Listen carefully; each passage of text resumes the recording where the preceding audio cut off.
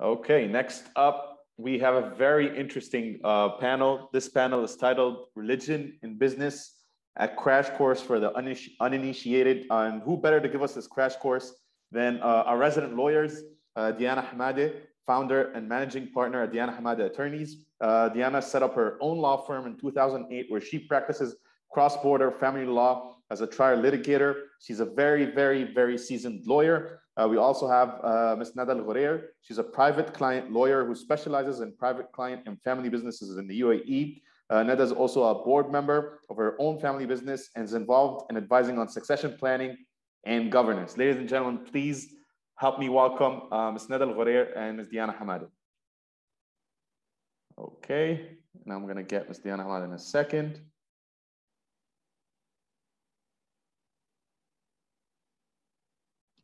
I need to find her. Just give me a second. She's going to be here. Hi, Mohammed. Can you hear me? Yeah, I can hear you perfectly. Okay. Okay. Diana? Yes, founder. Okay. Founder, promote to panelist. Yeah, the attendees list is so huge. I know. Okay, she's going to be here in a second. Yes, she's here.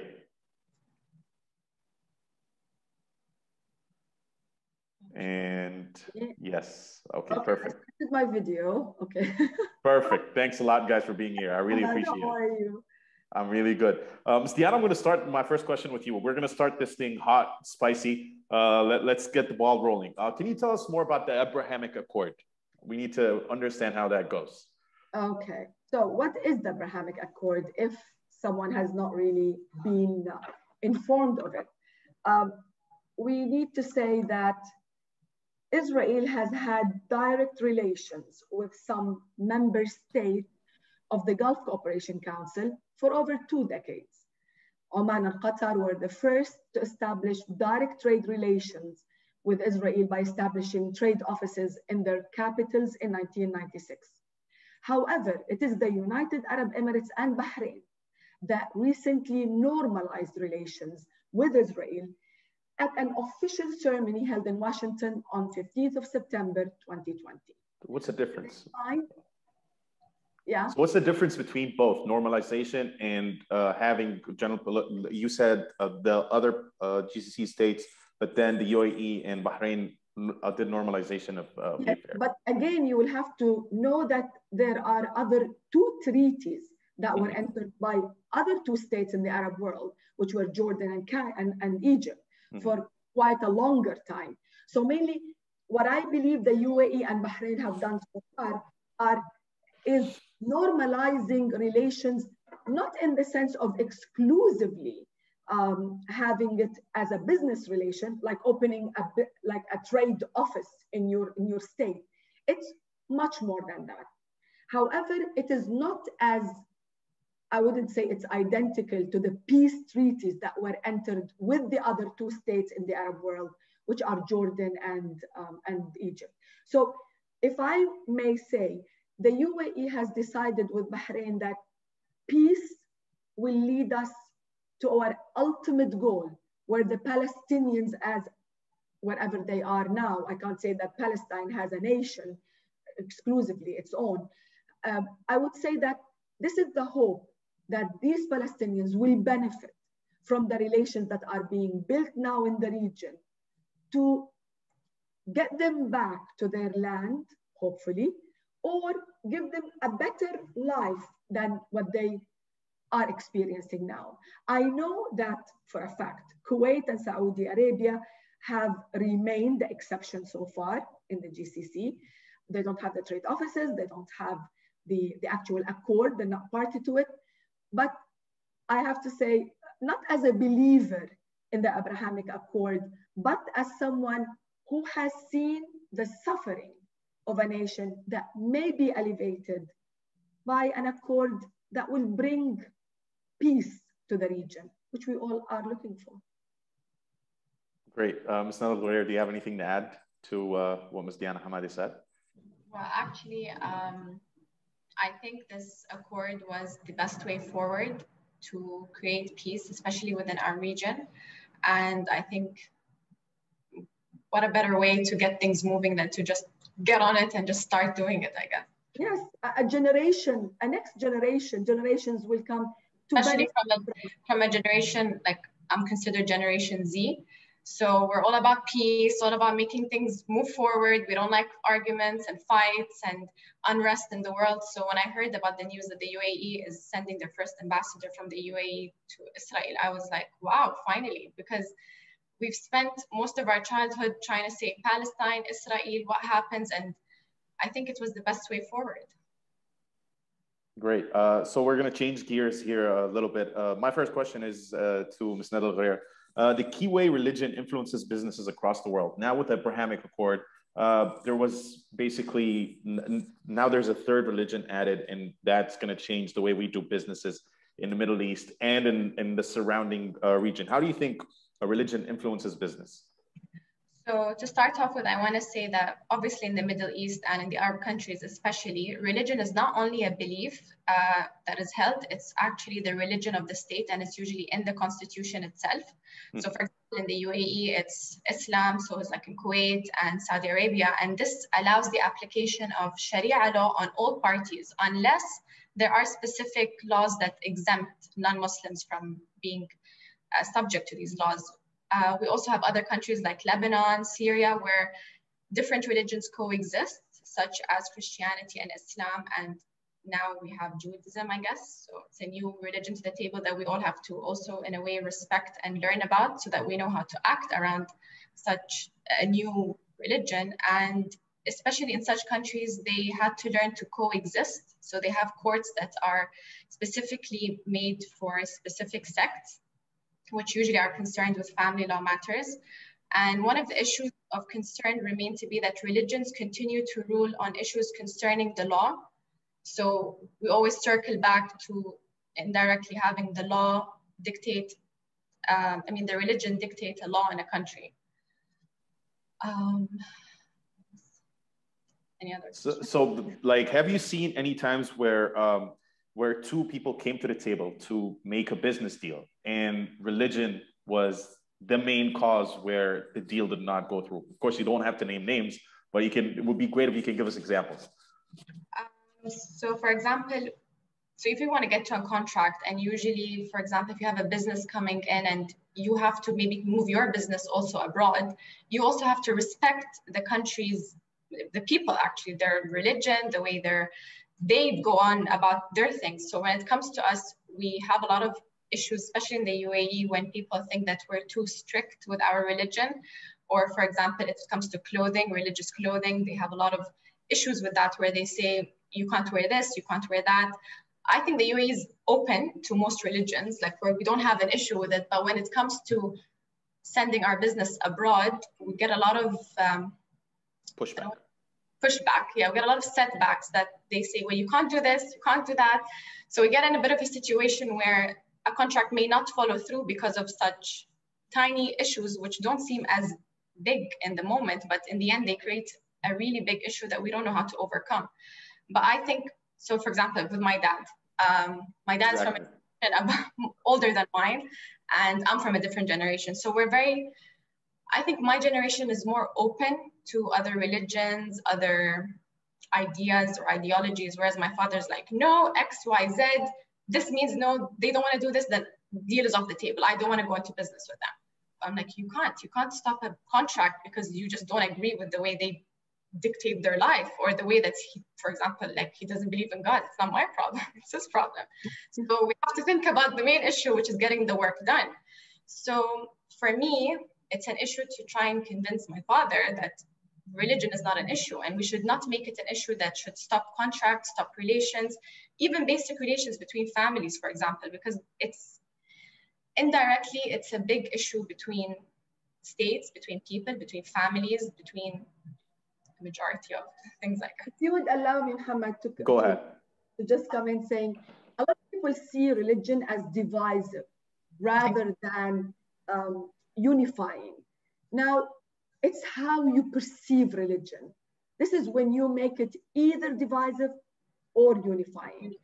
I have to say, living in the UAE, being part of the UAE, we've learned tolerance like years ago. Since I think the foundation of the UAE in 1971, we were brought up to accept everyone. And you just can imagine living in the UAE with 200 nationalities, every single belief and religion in the world you could imagine. We had as neighbors, as schoolmates, as work employees, you know, we had them all over the UAE. And we learned from day one that we respected them. And actually the relationship that we built with most of them, like I would actually speak about certain communities, very small communities in the world, Baha'is, Parsis, Duruz. We knew since we were kids that they existed because they were always part of our community, living with us in the UAE, especially in Dubai. And I believe that Dubai gained from its tolerance and inclusion and acceptance to lead the business map in the region by just accepting everyone.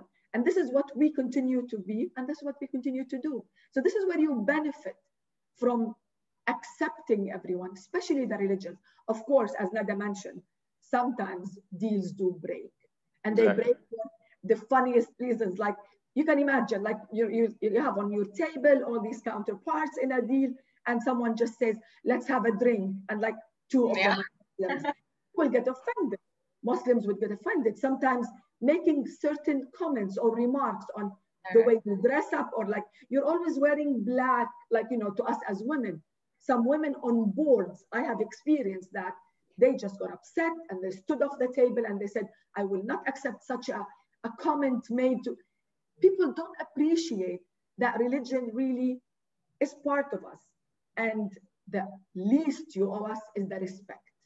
And this is what we expect from everyone. And we should just give them back what they deserve, the respect for their own belief in their own religion. Ms. Diana, I just wanted to jump further into that point, the point you just mentioned. So you and also Ms. Nelvair said that people abroad don't really understand what Emiratis, people from the GCC, people from the Arab world, how they really are. They think we're all closed up, we're not open. We like that's the mental state that they're in through the media. Yeah. How do you think we can, I don't want to say better educate, but how can we flip that image? Because in the end of the day, it is holding us back from being all that we can be in terms of international business. Am I wrong? Not necessarily. Like what I noticed is that people who do not know us, they're at loss. They are the ones who lose that opportunity to have business made with us. It's just, the funny thing is that when there is some kind of, sometimes hypocrisy, if I may use that word. So they make it look like, you know, they know all about you, they respect it. And then somehow they make these comments that come naturally. And then you realize that these people are not being sincere and honest. Taking our business to the world is one of the easiest I've seen, honestly, because we are the ones with the resources. Our deals are the ones that they want. And the least they owe us is the respect. I will just give you this example. I always, like, you know, like when you watch football, and lately the football scene has had Mohamed Salah. Mohamed Salah is a Muslim, a devout Muslim. And I'm mentioning him particularly because Liverpool is the team that my son is so crazy about. He's like a fan.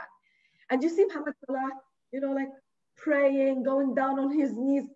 You know how many hundreds of millions of Muslims in the world are just following with their passion. So religion in general is not something that we can hide.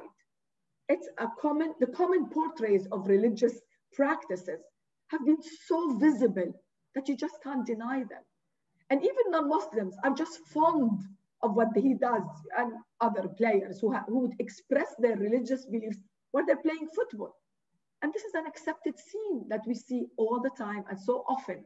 So this is where I say that religion should not be, in a way, ignored, neglected, just put aside. I think Nada has a very great point on this, about how should we deal with the religion now. We spoke about it yesterday. I don't know if you remember. Yeah, Nada, you were smiling when Ms. Diana was speaking. So you had something to say for sure. So like how can we just not just neglect it in a way to just, if we keep it aside, things will be better. you can't ignore it. You can't ignore that religion is something, especially our religion, it's in our daily routine. It's a part of our culture. It's a part of our lives. And even trying to educate. So you have a lot of foreigners when you meet them abroad and then they say, yeah, they live in camels. I don't know what's wrong with them. And then when they come here, they're shocked. They're like, you drive, you move, you come and go.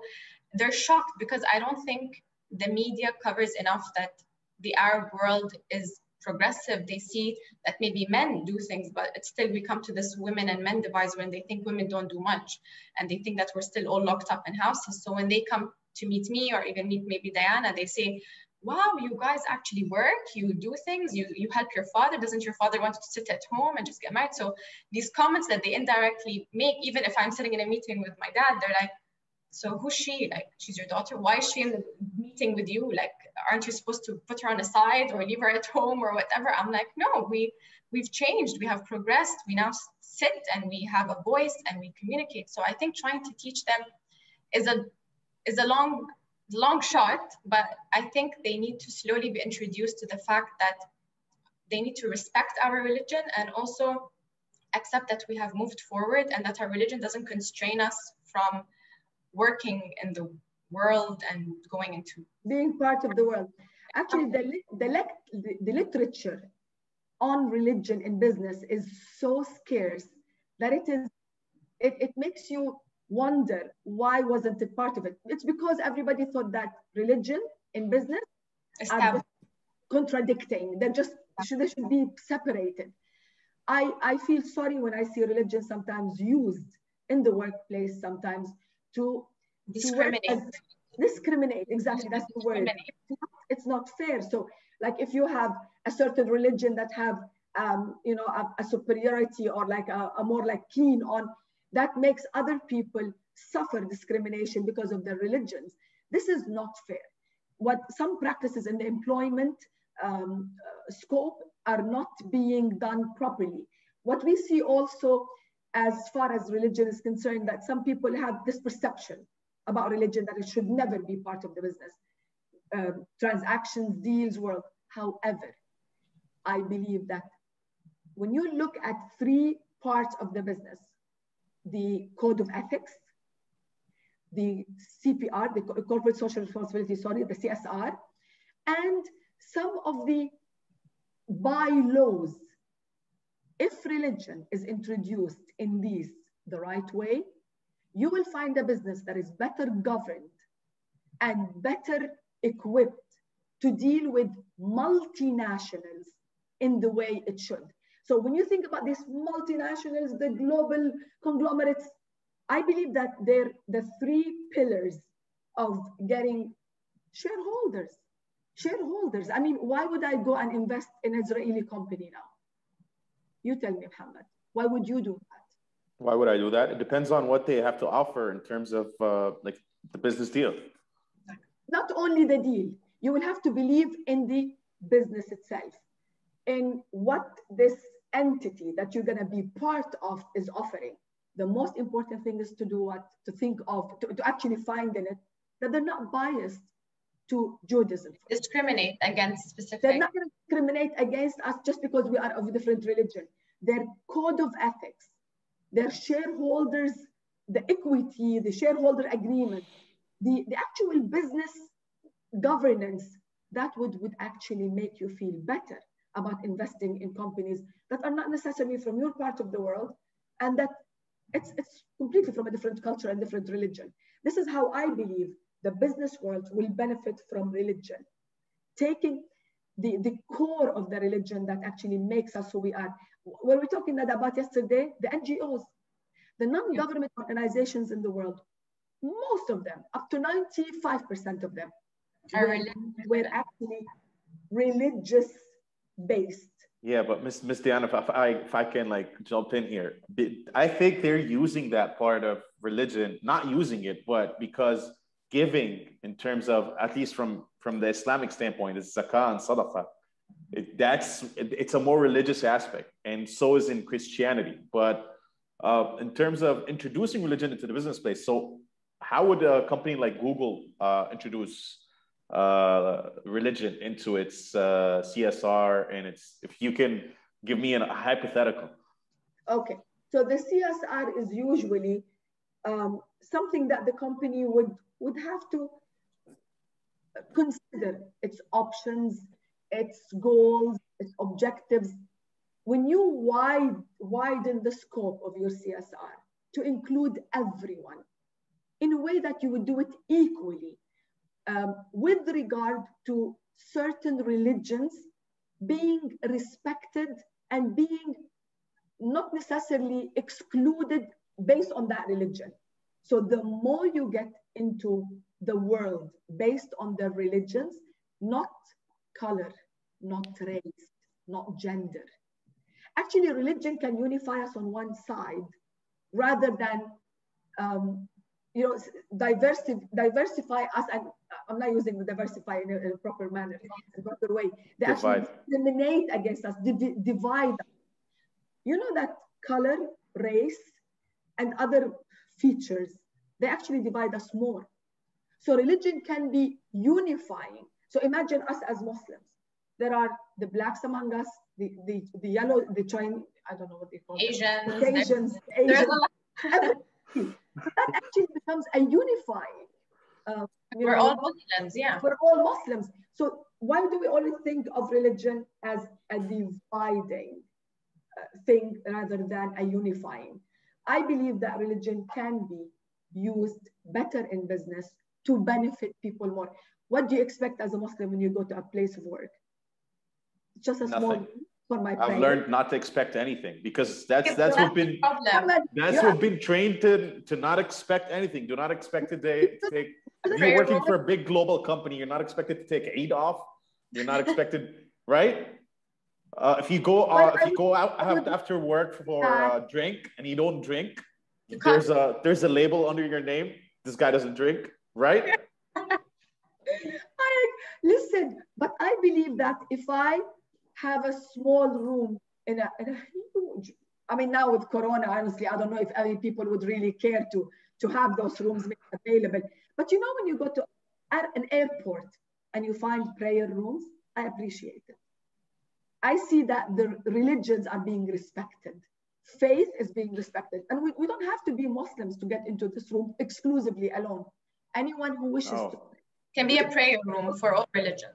So it's a generic prayer room. Because I think we were in an airport once where we went into okay, so to tell you, Diana's my mom, by the way. Oh, wow. Okay. You guys look like sisters. We look like You guys look like sisters. Now she's going to be so happy about it and tell me for the rest of the day that she's my sister. Okay. We were in an airport and we went into so it was called a prayer room. And you had in that prayer room a Christian doing their prayer. You had a Muslim praying and some person doing their own thing, but it was a prayer room. So any religion, whatever it is that you do, however way you pray, you had that one room to do your prayer in, which I respected because I thought it doesn't necessarily have to be a Muslim praying room. It's just a room where you can conduct your own prayer. So in a way, this goes back to the question that we were talking about, how to create a harmonious global relationship with the world. Yes. It's great harmony is that we can go into a room. I'm a Muslim, he's a Christian, he's a Jew, but we all pray in our own way and no one gets into the way of someone else. Like, I think that's an amazing thing that there's a room. And now we have in Abu Dhabi a synagogue and a church and a mosque all in the same area, in the same square. So you have a synagogue, all three uniting together. It's actually a project that is going to be called the Abrahamic house. And it's going to be in Abu Dhabi, and it's supposed to be, it's undergoing and it's going to be ready by 2022. So this is the first time we're going to be able to go to one place where the three Abrahamic religions have their own homes in one place. I don't know, we've tried secularism in the Arab world. We've had 2 countries that they had, not only 2, probably 3, 4, I wouldn't say. But secularism, honestly, it brought us back to conflict beyond our ability to contain. So secularism is not the solution for the religion problem. Religion is not a problem. Religion is a way of life that people can accommodate to, can involve in their business, and businesses would profit from. Okay, I've got a couple of questions. Actually, they're very interesting questions from the attendees. You guys, we can tackle them real quick while we're talking about the other stuff. So Anonymous says, do you think the agreement with Israel will change the perception of UAE and Bahrain in the neighboring countries? Well, it's up to the neighboring countries to decide how they're going to perceive our peace with Israel. All I want to say is that I hope that this situation does not escalate issues among the countries in the region in a conflict way. On the contrary, every state is free to decide its own foreign policy. Again, we do not believe that we are harming the region. On the contrary, we are getting to an agenda that hopefully will benefit the Palestinians who are the aim of this. I mean, I believe at heart that this is what we're trying to do, to help the Palestinians, to get them what they want, despite the misconception so far. Great, Ms. Nada Al-Ghurair, go ahead. I think it's don't comment on this now. Okay. Another question. Let's stick to religion. Great. So we were just talking about how Dubai really spoiled us when it comes to all religions living together harmoniously. We never saw, like, we always, as people who grew up in Dubai, we see these news about these countries and how, like, religion is informing a lot of the war that's going on. It really affects us in a weird way. My question is to both of you, when you do businesses in other countries, like Lebanon, like Syria, I'm going to name names, like Lebanon, like Syria, like Iraq, like, how do you find it navigating those murky waters? Because you've got the Sunnis, the Shias, and then you have a couple of different Christians in Lebanon. How do you navigate these waters? So let me tell you, Muhammad, how does it work here? Honestly, we don't have to go and do business with them. Most of these people, states that you mentioned, they live with us here. They are among our counterparts, employees, business deals. It has never been the issue. Like as a lawyer, I meet clients on daily basis from the Arab world, from other parts of the world, and they're from all religions. You know what we spend the first 10 minutes talking about? Our faith. And it's amazing. It's like you're learning something new every day about the faith. You know so much about, but again, there's so much you don't know. It is the most interesting discussion before and beyond anything. I have to tell you, religion is not divisive in business.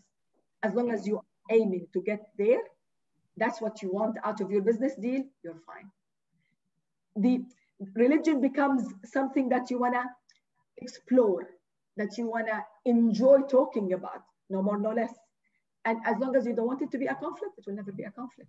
It's how you perceive it. So I have family law cases where I have a husband who's a Sunni, a wife is a Shiite from Lebanon. I have a Christian Syrian I sit with them, we talk, we talk about details of how they live their life, how they change their lives for each other. It is so interesting. You could write books, but religion has never been a reason that people should part ways. It's other reasons usually. Religion is not among them. Awesome.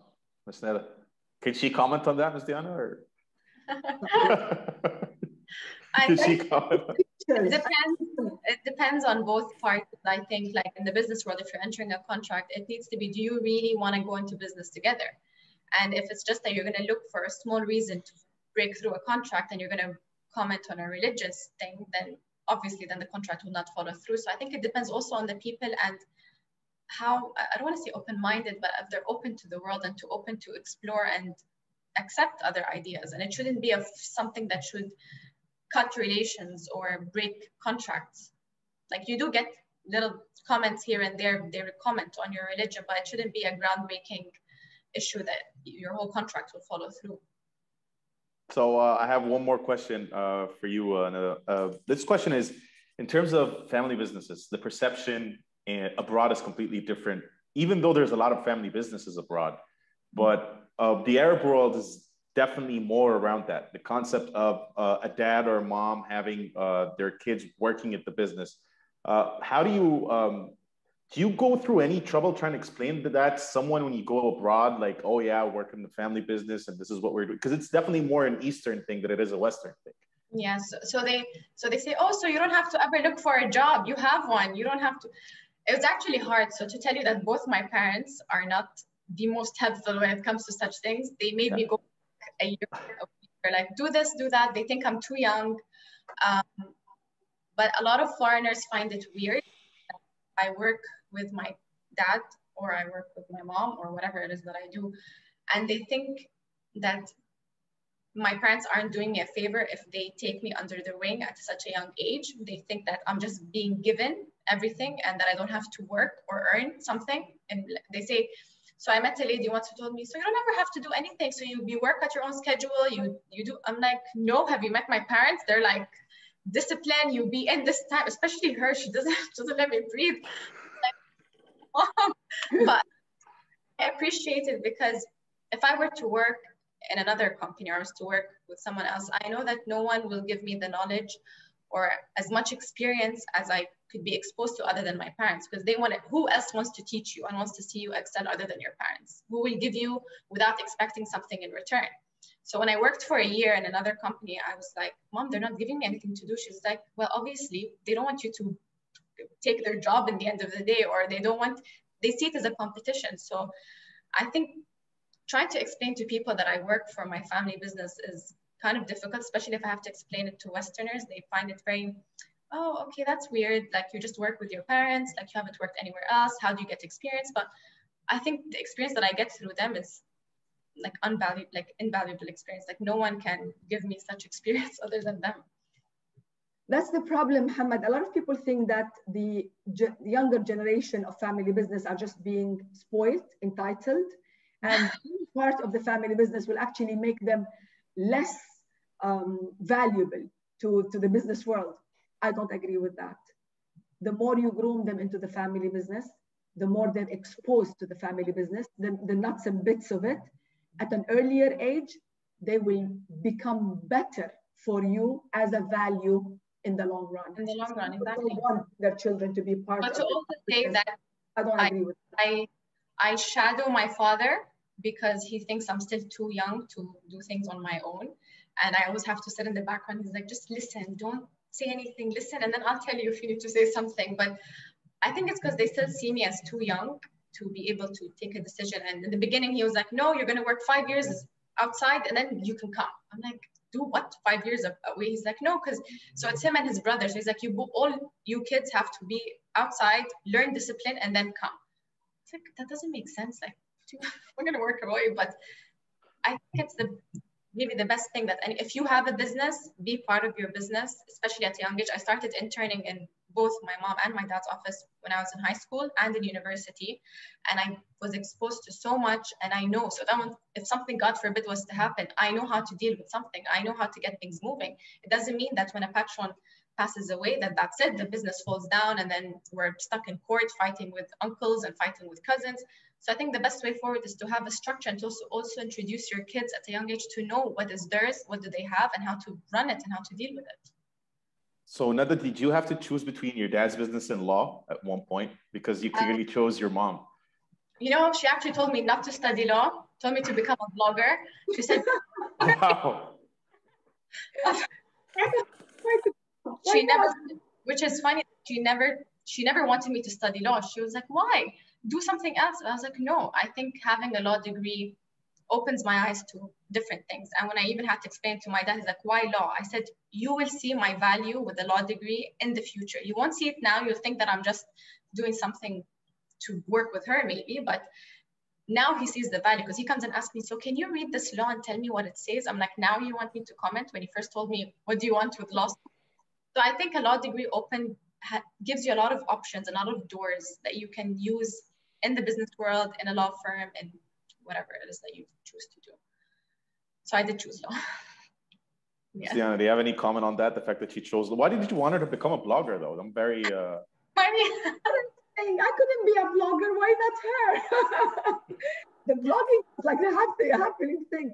To be honest, no, like I just hated the idea that I had to study law because my dad was a lawyer. He made me study law. He sent me to law school. And every time I said, I want to become part of the media world. I want to study mass communication. He was like, no, get your law degree and then do whatever you want to do in life. So I said, I didn't want her to feel the same way I felt, like law was the one option and the only option. And she chose it, and I'm happy that she did. So we talked about religion, we talked about law. There's one more thing that's completely off topic of the panel, but I'm so interested to ask you guys. In terms, you just got into law, and Ms. Diana's has been practicing law for quite some time. Where do you see general careers heading?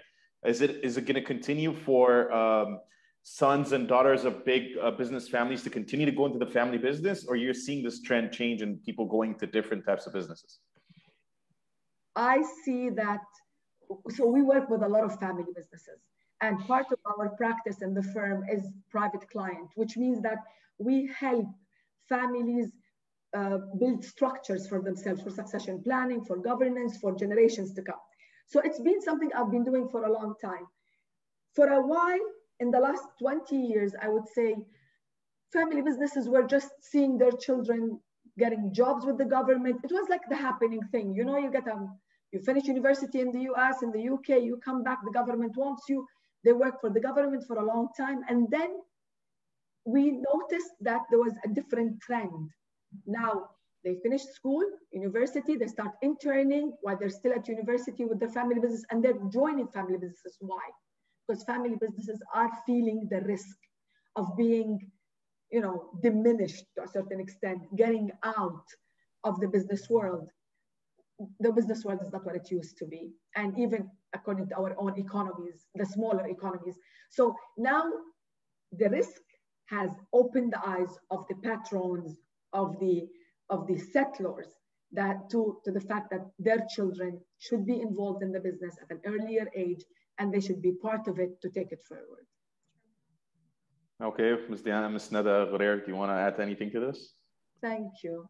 I think honestly, my cousins and everyone is just studying to enter into the family business. And I think that the generation above me did not do that. So they all wanted to work with the government and wanted to work at different organizations, which led to a whole generation that missed out on this whole family business, which meant when their fathers passed away, they didn't know how to get into the family business. And then they ended up fighting in court for their money. And I think this generation also learned to introduce their kids at a very young age into their family business. So I think most of my dad's friends or patrons of family businesses now want their children to be part of their family business. They send them to study abroad, to get their business degrees, and to come back and to join the family business. So I think we're also more inclined to join our family businesses at a young age and to, as my dad says, see where the money is coming from so you appreciate the money. So I really do not want this panel to end. I'm out of questions. Do you guys have anything to add? Thank you so much. It was really fun. Let's take some questions. Come on. So I need to see some raised hands. Okay, we've got a raised hand. Hussam Shaheen. Mr. Hussam, you've got the mic. Go ahead. Thank you very much, and very, very interesting subject. Just maybe one point regarding what was mentioned, Mohammed, on the NGOs and taking the religion as the platform for asking for philanthropy or donations, etc. And I think Diana or Nada mentioned 80% that they are mainly religious. And I think, to be honest, it's out of demand. At the end of the day, society is asking to have a platform or a bridge where they can give and deliver any impactful donation to the communities they want. And they needed some trusted platforms. And if I may, just very quickly, even as UN, I mean, we started the debating in the last 10 years. Should we step into this venture? And the debate continues, but I have to say, we are working now on few programs. At the same time, I think this is part of, you know, the inclusion part, and it shouldn't be only Islamic social finance in a way. It can be any religion that was mentioned during the discussion. And again, I think this debate is very important. Thank you, Diana and Nada, and appreciate it, Muhammad. Thanks. Thank you. Thanks a lot. Let's see if there's any more questions. Just a second.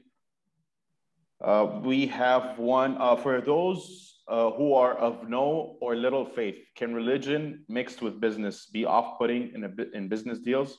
How can this be tackled?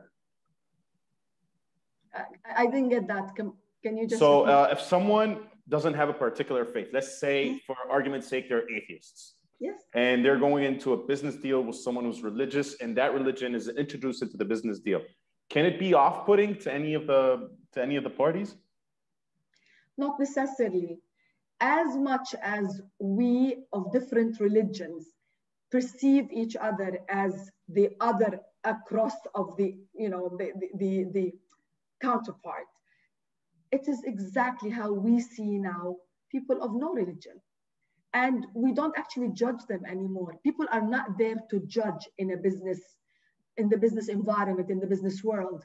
People are there to make the best out of whatever resources they have in front of them and are given. So this should never be a concern. This should never be a real concern, in my opinion. Great. Nada? Like what she said. Okay, guys, thank you very much. It was a great panel. Thank you, thank you, thank you. Thank you. Thank you. You are a great moderator, by the way. Not really. You guys were way greater panelists. Thank you very much. Thank you.